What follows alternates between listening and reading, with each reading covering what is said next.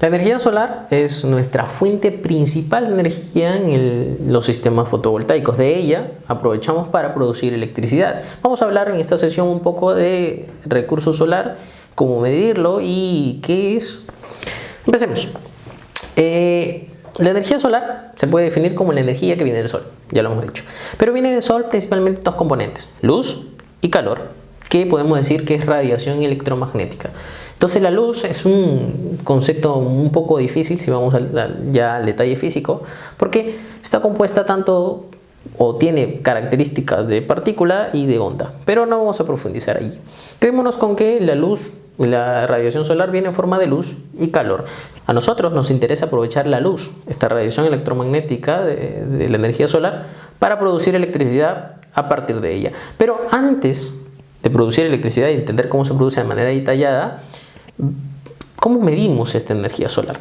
¿Cómo medimos la energía solar que viene del sol? Bueno, para medir la energía solar se utilizan unos conceptos parecidos a lo de potencia y energía. Ya hemos recordado, la potencia es la energía, la demanda instantánea, mientras que la energía es la demanda en un periodo, ¿cierto? Durante cierto tiempo. Yo tengo un consumo de energía, por ejemplo, diario o mensual, pero la potencia es algo instantáneo. De esta manera se han definido dos términos para medir la radiación solar: irradiancia e irradiación. La irradiancia es el análogo a la potencia, mientras que la irradiación es análogo a la energía eléctrica. Entonces, la irradiancia y la irradiación, que se conoce como E, son dos de los componentes principales para medir la radiación solar. Entonces, veamos la imagen. La imagen presente indica y muestra la irradiación y la irradiancia solar durante un día. Vemos que obviamente, por ejemplo, a las 12 de la noche no hay nada, no hay ni irradiancia ni irradiación. Pero vayamos a las 12 de la mañana, vemos un pico de irradiancia.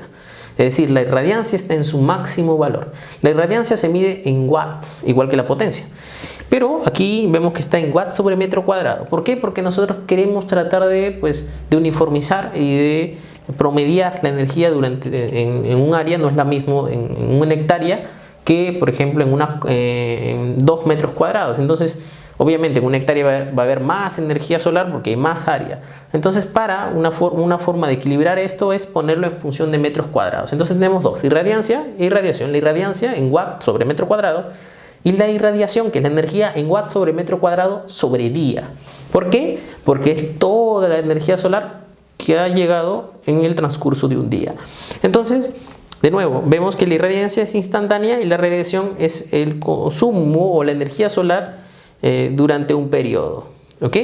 Entonces, obviamente, la irradiación entonces va a ser el área bajo esta curva de irradiancia, es decir, la integral de la irradiancia. Perfecto. Entonces ya sabemos dos conceptos claves: irradiancia, que es la potencia solar, por así decirlo, y que se mide en watts sobre metro cuadrado, y la irradiación, que es la energía durante un periodo, que se mide en watts sobre metro cuadrado sobre día, si ese periodo es un día, que es generalmente como se mide. Entonces, sabiendo cómo se mide la irradiancia solar, vamos a hablar un poquito de la radiación solar en general. La radiación solar es la energía que viene del sol en forma de luz, y esta luz, al llegar al planeta, atraviesa nuestra atmósfera. Nosotros tenemos una atmósfera compuesta por distintos gases. Entonces estos gases interactúan con la radiación solar y no llega de una manera directa. Es decir, el rayo de sol, por así decirlo, no llega de manera directa a la Tierra. En la imagen de aquí podemos ver generalmente lo que pasa con un rayo, con la luz que viene del sol al pasar la atmósfera. Alguna de ellas pasa de forma directa, algún porcentaje, mientras que otros interactúan con los gases en la atmósfera y se empiezan a reflejar, se dice exactamente que esta radiación pasa a ser una radiación difusa. ¿Por qué? Porque estos gases están ahí, las empiezan a dispersar por ahí y es radiación difusa, no llega de manera directa. Y esto lo podemos observar nosotros de manera en la vida cotidiana. Cuando salimos puede ser la radiación que te ciega, que viene directamente, o cuando decimos que está nublado pero hay luz, es que más bien hay mucha radiación difusa. Pero hay una que llega directo, pero no llega directo al área que queremos, en este caso al módulo fotovoltaico, sino que llega al piso o a otro elemento y se refleja. Generalmente cuando este es el piso se le conoce como albedo o radiación reflejada. Entonces, hay tres componentes de la radiación solar. La radiación directa, que también se conoce como DNI por sus siglas, la radiación difusa y el albedo. Todo esto forma, la radiación directa y la radiación difusa en general, forman un solo concepto que se denomina radiación global, que puede ser irradiancia global o irradiación global, si ya vemos potencia o energía. Entonces, esto es muy importante para ir entendiendo los términos que vamos a ver más adelante. Ahora volvamos un poco al recurso solar. En esta imagen vemos los recursos renovables y los no renovables, su potencial. ¿Qué significa potencial? Podemos definirlo como la cantidad de energía que podemos extraer de ellos. Entonces, en la imagen de aquí vemos en la pantalla que están puestos distintos recursos, distintas reservas y distintos potencial de recursos renovables y no renovables. Uno de ellos es el consumo global. El que vemos como número uno es el consumo global. Esta es la cantidad de energía que consumimos anualmente, el consumo global en todo el mundo. Podemos ver que de acuerdo al tamaño de los círculos es su potencial. Por ejemplo, la energía eólica es muchísimo mayor al consumo global, es decir, que yo puedo cubrir todo mi consumo utilizando solo energía eólica, pero las reservas de combustibles no renovables como carbón, gas natural, petróleo también son mucho mayor al consumo global. Entonces, ¿por qué no utilizarlo? Por varias razones. Primero, porque contaminan mucho más que los recursos renovables.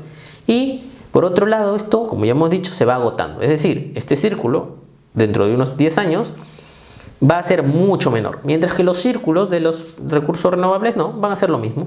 Entonces hay distintos recursos renovables, pero destacamos que la energía solar es muchísimo y de lejos mayor que todos los otros recursos e incluso en conjunto. Es decir, la energía solar es el recurso renovable con mayor potencial existente.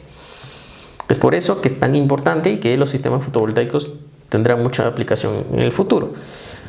Pero ya sabemos cómo se mide, ya sabemos cuánto hay, pero ¿cuánto hay en cada lado? ¿Hay lo mismo de radiación en Europa que en Perú, por ejemplo? ¿O en Chile y en Estados Unidos? Pues no, la irradiación es distinta en cada lugar. En este mapa vemos un mapa de irradiación, es decir, de energía. Por eso lo vemos en kilowatt-hora sobre metro cuadrado, que son medidas de energía. En este caso, anuales, ¿cierto? Es decir, el periodo aquí es anual. Y vemos la irradiación global. ¿Y por qué horizontal? Porque estamos midiendo un plano horizontal. Entonces, en la imagen de aquí, en la imagen de presente, podemos observar la radiación en todo el mundo. Vemos que en Perú y Chile, por ejemplo, están picos muy altos, cercanos a 7 kWh metro cuadrado sobre día. Y en Europa, por ejemplo, o en el norte de Estados Unidos, es muy pequeño, cerca de 3.8. Entonces nosotros estamos muy beneficiados con la energía solar, ya que lo podemos ver en medidas de irradiación global horizontal, mientras que otros países que incluso tienen más desarrollo que nosotros, más desarrollo de sistemas fotovoltaicos, no. Pero estos son el potencial de energía solar por los lugares. Pero además de variar por los lugares, también varía de forma anual. Varía de forma diaria, ya lo hemos visto, ¿cierto? No produce no hay la misma irradiancia a las 8 de la mañana que a las 12 de la mañana, y mucho más a las 12 de la mañana. Eso lo sabemos ya por la vida cotidiana. Pero también varía de forma mensual, es decir, no hay la misma energía en enero, por ejemplo, que en junio. Y esto depende mucho del lugar en el que estés. Por ejemplo, en Perú, aquí vemos un gráfico de la energía solar mensual.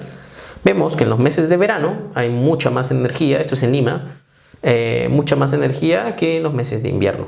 Entonces esto también importa cuando empecemos a diseñar sistemas fotovoltaicos, la variación del recurso solar de forma anual.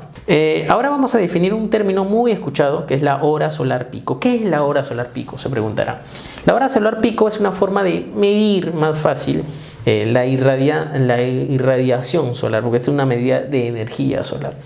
Entonces, ¿cuánta energía, cuánta irradiancia llegó? Ya sabemos, la irradiancia se mide en watts sobre metro cuadrado, es la potencia. Por ejemplo, aquí vemos un gráfico de la irradiancia solar diaria en Lambayeque. Podemos ver que a las 12 de la mañana hay cerca de 1200 watts sobre metro cuadrado en ese lugar, mientras que a las 8 hay apenas menos de 400. Entonces, la irradiancia varía a lo largo del día, como ya hemos visto. Entonces es muy difícil integrar toda esta curva para obtener la energía. Entonces hay manera más fácil. desde obtener. Si consideramos, por ejemplo, que siempre hay 1000 watts sobre metro cuadrado, en un lugar ideal, por ejemplo, siempre hay 1000 watts sobre metro cuadrado, pero lo hay durante 3 o durante 4 horas. Entonces, si hay, por ejemplo, 1000 watts sobre metro cuadrado por 4 horas, habrá 4000 watts sobre metro cuadrado en el día y ya tengo la irradiación. Entonces, la hora solar pico hace esto. Decir una hora solar pico es decir que hubo una irradiancia de 1000 watts sobre metro cuadrado durante una hora.